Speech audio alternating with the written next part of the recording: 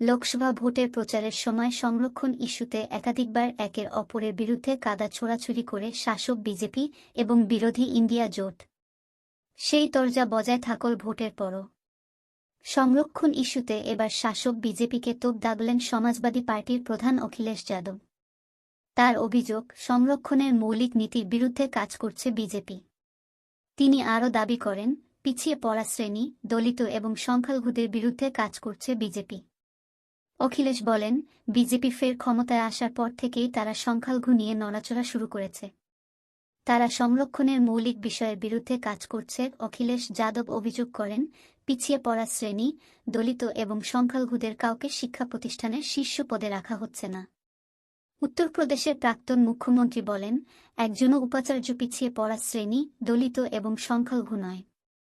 জওহরলাল নেহরু বিশ্ববিদ্যালয়ের কর্মীদের 15% পিছিয়ে পড়া শ্রেণী, দলিত এবং সংখ্যালঘু।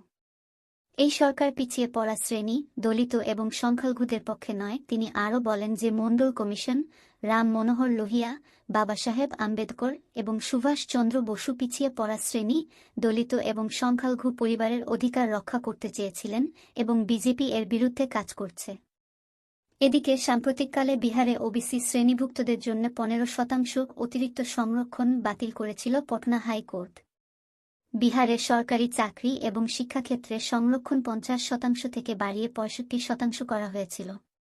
বিজেপির সঙ্গে হাত মেলানোর আগে নীতীশ যখন আরজেডির সঙ্গে ছিলেন, তখন 2023 সালের নভেম্বর মাসে জাতভিত্তিক সংরক্ষণ 50% থেকে বাড়িয়ে 65% করার বিল পাশ করানো হয়েছিল বিহার বিধানসভায়। তবে পটনা হাইকোর্টে সেই সংরক্ষণ বাতিল করে দেওয়া হল। আবার বাংলায় তৃণমূল জমানার সব সংরক্ষণ বাতিল করা হয়েছে।